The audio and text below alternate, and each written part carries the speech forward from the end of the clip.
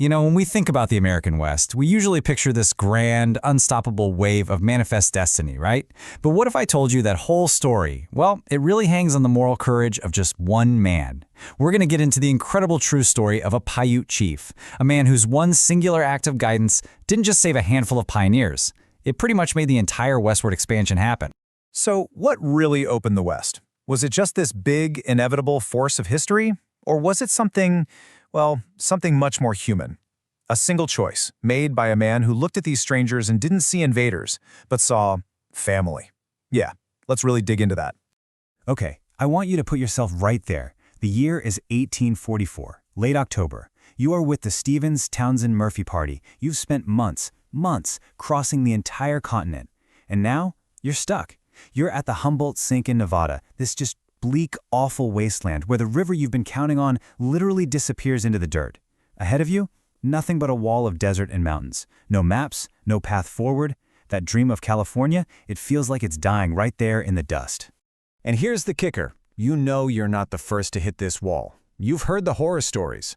Remember the Bidwell-Bartleson Party back in '41? They had to ditch all their wagons. The Childs Walker Party in '43? Yep, same thing. No one, literally no one, has ever gotten wagons over the Sierra Nevada mountains. And now it looks like you're about to face that exact same impossible fate. But then, out of this desolate landscape, a man walks into your camp. He's a Paiute chief, and here's the thing. He doesn't see you as an enemy. See, for years, he's been telling his people about a prophecy, a story from the beginning of time about how one family was split apart, dark-skinned children and light-skinned children, separated by a great ocean, and he truly believed that you were the return of his long-lost brothers. In fact, his granddaughter later wrote down what he said when he first saw the immigrants. This wasn't some kind of strategic political calculation. No, for him, this was a deep spiritual belief coming true. He looked at them and saw the fulfillment of a prophecy. Not an invasion, but a family reunion, generations in the making. He'd soon be known as Chief Truckee. He was a leader of the Paiute people, a spiritual guide, a medicine man, a prophet. And his entire life, his whole worldview, was shaped by this one powerful vision of two peoples coming back together. Now you have to understand the tension here. This was not an easy choice for Truckee. Not at all. Just 10 years earlier, near this exact spot, a different group of white travelers had massacred several of his people. So his own warriors, they wanted revenge. They were calling for war. And yet Truckee, holding on to his prophecy, insisted on peace. The courage that must have taken. It's just incredible. So, in this absolute moment of crisis, what does Truckee do? He kneels down in the dirt. They have no language in common, so he starts drawing in the sand. He sketches out a map that reveals a secret. He shows them there's a river, hidden about 50 miles to the west, a river that flows out of the mountains. He describes trees, grass, basically a lifeline that could get them through the desert. And then, to prove he was telling the truth, he personally led a scouting party to go and find it. And as he was explaining all this, pointing the way, he kept saying a Paiute word, Truckee. It basically means all right or everything's okay. Well, the immigrants heard this and thought it was his name, so they started calling him Truckee. And you know what? He liked it. The name stuck for the rest of his life, forever tying him to that one moment of guidance. And that river he showed them? We still call it the Truckee River today. So this is it. This is the whole ballgame. The Stephens-Townsend-Murphy Party had a choice. Do they trust this stranger and his map drawn in the dirt? Or do they give up, just like every party before them? They chose to trust him. And that one decision, that single leap of faith, was the one thing that stood between total failure and making history.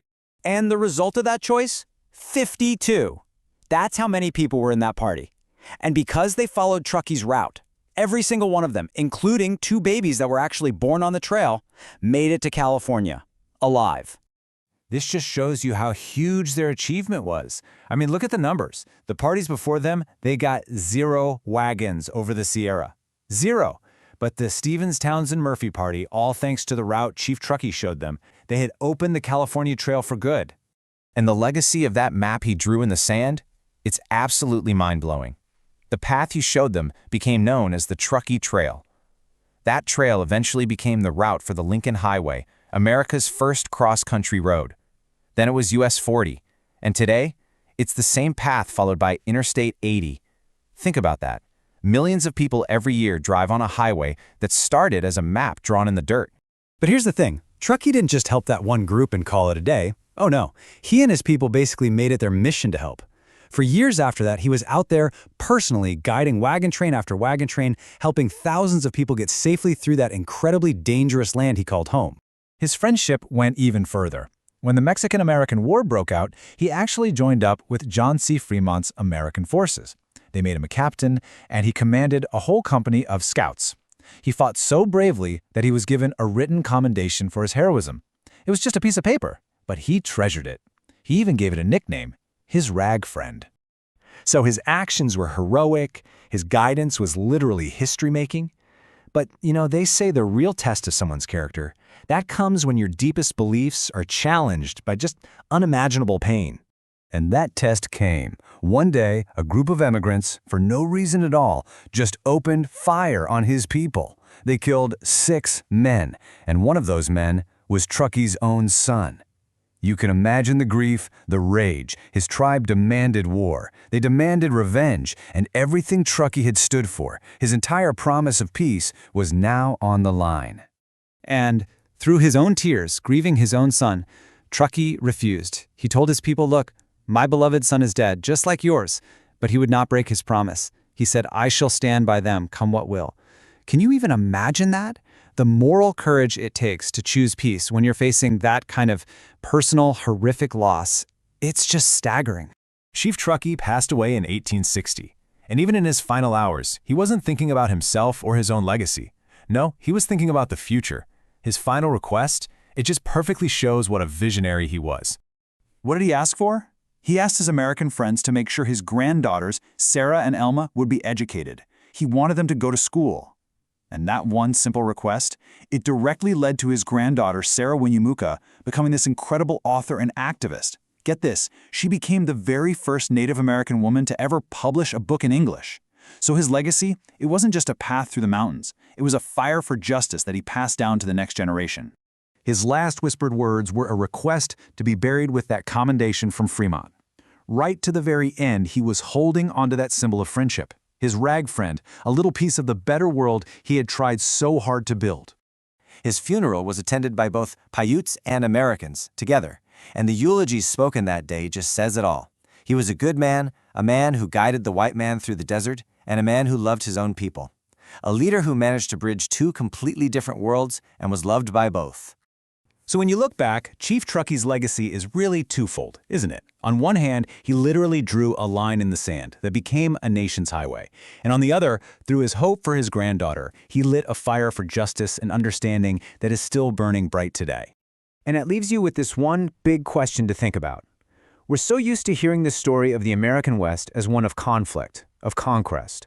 But what if, at the most critical moment, the whole future of the West wasn't decided by force, but by one man's incredible character and a profound, world-changing act of trust?